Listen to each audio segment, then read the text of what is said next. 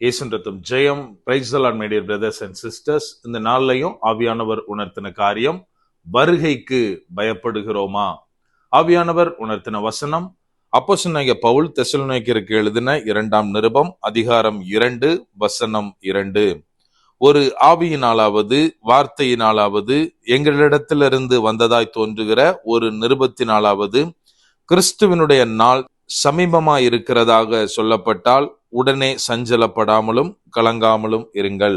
That ye be not soon shaken in mind, or be troubled, neither by spirit, nor by word, nor by letter as from us, as that the day of Christ is at hand. 2 Thessalonians chapter 2 verse 2. எனக்கு அன்பானவர்களே, இந்த இடத்திலே அப்போஸ்தலனாகிய பவுல் சொல்லுகிறார், அதாவது 2ஆம் வருகையை குறித்து, கிறிஸ்துவுடைய அந்த நாளை குறித்து யாராவது உங்களிடத்தில் வந்து சொன்னாலும் சரி, ஆவி ஏதாவது அறிவுறுத்தினாலும் சரி, நீங்க நாங்க எழுதுறோம் அப்படின்னு ஏதாவது லெட்டர்ஸ் நிருபங்களை நீங்க நினைச்சாலும் சரி, அதை குறித்து பயப்படாமலும் கலங்காமலும் இருங்கள் அப்படின்னு இந்த இடத்துல சொல்லுகிறார். எனக்கு அன்பானவர்களே, கர்த்தருடைய பிள்ளைகளாகிய நாம் இன்றைக்கு கர்த்தருடைய வருகையை குறித்து பயப்படுகிறோமா? நம்ம கொஞ்சம் யோசிக்கணும். அதாவது இந்த காரியத்தை சொன்ன உடனே எனக்கு என்னோட ஸ்கூல் டேஸ்ல நடந்த ஒரு சம்பவம் தான் ஞாபகத்துக்கு வருது. அப்போ அந்த ஃபைனல் எக்ஸாம்ஸ் எல்லாம் போயிட்டு இருக்கு. நாங்க ஒரு குரூப்பா உட்காந்து ஃபுட்பால் கிரவுண்ட்ல உட்காந்து விளையாடிட்டு இருக்கோம். எங்க கூட ஒரு பர்டிகுலரா ஒரு பையனும் அந்த கேம்ல விளையாண்டுட்டு இருக்கான். ஈவினிங் ஒரு 4:30 அரௌண்ட் 5க்கு ஆரம்பிச்சது. அப்படியே போயிட்டு இருக்கு. அரௌண்ட் 8 o'clock வரைக்கும் நாங்க உட்காந்து பேசிட்டு இருக்கோம், விளையாண்டு முடிச்சு அப்படின்ற மாதிரி அந்த கிரவுண்ட்ல இருக்கோம். ஒரு 8:30க்கு என் கூட இருந்த இன்னொரு ஃப்ரெண்டு அந்த பர்டிகுலரா அந்த பையனை பார்த்து கேக்குறான், உனக்கு நாளைக்கு எக்ஸாம் தானே அப்படின்னு. அவனும் கூலா சொல்றான், ஆமா எக்ஸாம் அப்படின்னு. அவன் 12th ஸ்டாண்டர்ட் பையன். அடுத்த நாள் மேக்ஸ் எக்ஸாம். அவன் சொல்றான், எல்லாம் நான் பார்த்து முடிச்சாச்சு, சோ பிரச்சனை இல்லை அப்படின்னு. ரிசல்ட் வந்தப்போ நாங்க எல்லாருமே ஃபர்ஸ்ட் பார்த்தது அவனோட மேக்ஸ் மார்க் தான். அவன் ஃபுல் மார்க் எடுத்திருந்தான், 200 out of 200. அதாவது எந்த அளவுக்கு அவன் கான்பிடென்டா அதுக்கு ரெடியா இருந்தா அந்த எக்ஸாம குறிச்சு பயமே இல்லாம இருந்திருப்பான். நம்ம கிளியரா அண்டர்ஸ்டாண்ட் பண்ணிக்கணும்.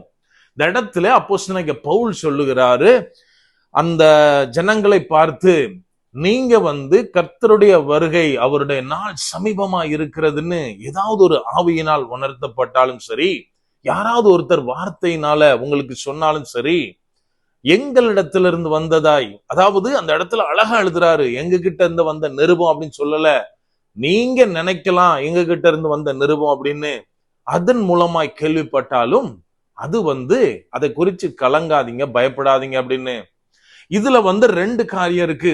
முதலாவது, இன்னைக்கு நம்ம கர்த்தருடைய நாளை குறித்து யாராவது சொன்னால் இம்மீடியட்டா நினைக்க வேண்டிய காரியம் அது பொய். அதை கொண்டு வர்றவங்க பொய்யர்கள் அப்படின்னு நம்ம ஐடென்டிஃபை பண்ணிக்கணும். ஏன் அப்படின்னா, இயேசு கிறிஸ்து தெளிவாய் சொல்லி இருக்கிறார், அந்த கர்த்தருடைய நாளை குறித்து பிதா ஒருவரை தவிர வேற யாருக்கும் தெரியாது.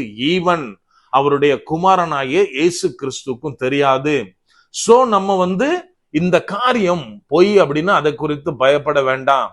இன்னொரு காரியம், அந்த பிரிப்பரான பையனை மாதிரி நம்ம எந்த நேரத்திலையும் கர்த்தருடைய வருகை இருந்தாலும் சரி, தேவனுடைய நாள் சமீபத்தில் இருந்தாலும் சரி, நான் தேவனுக்குள்ள எப்போதும் ப்ரிப்பேர்டா இருக்கனாலும் நம்ம பயப்பட தேவையில்லை. எனக்கு அன்பானவர்களே, ஆதாமை குறித்து நம்ம ஒரு விஷயத்தை புரிஞ்சுக்கணும். எப்போ வரைக்கும் தேவனுடைய வார்த்தையை கேட்டு அதன்படி நடந்து கொண்டிருந்தாரோ அப்ப வரைக்கும் ஆண்டவர் அவர்கள் மத்தியிலே உலாவினார். அதாவது அவர் வருகையை எதிர்பார்த்து காத்திருப்பாரு. 2 பேரும் ஒரு ஃப்ரெண்ட்ஸ போல பேசிட்டு இருந்திருப்பாங்க.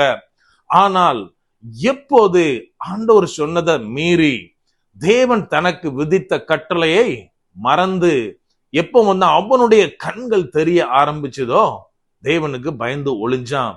அதை போலத்தான் இன்னைக்கு கர்த்தராலே நடத்தப்படுகிற நாம் தேவனுடைய வார்த்தைகளை மாத்திரமே கேட்டு அவருடைய சித்தப்படி மாத்திரமே செய்யும் போது அந்த நாளை வருகையை குறித்து பயப்பட மாட்டோம்.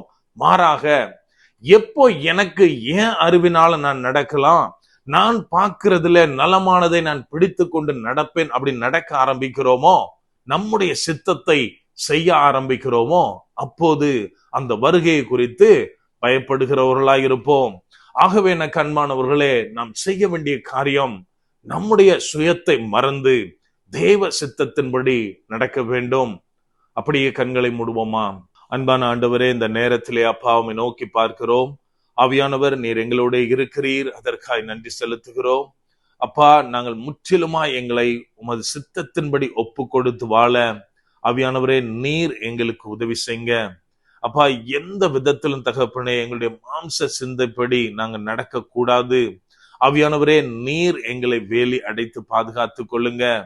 அப்பா, நாங்க அங்க இங்கேயும் கேட்கிறதை குறித்து அல்ல தகப்பனே, வேத வசனம் எங்களுக்கு எதை கற்றுத் தருகிறதோ, எதை எங்களுக்கு சொல்லி இருக்கிறதோ அதை மாத்திரமே நாங்கள் வாசிக்க, அதை மாத்திரமே ஃபாலோ பண்ண ஆவியானவரே நீர் எங்களுக்கு உதவி செய்யுங்க. முற்றிலுமா எங்களை தாழ்த்தி ஒப்பு கொடுக்கிறோம். பலப்படுத்தி ஆசீர்வதிங்க. மீட்பர் இயேசுவின் மூலம் ஜெபிக்கிறோம். ஜெபம் கேளும் எங்கள் நல்ல பிதாவே. ஆமென்.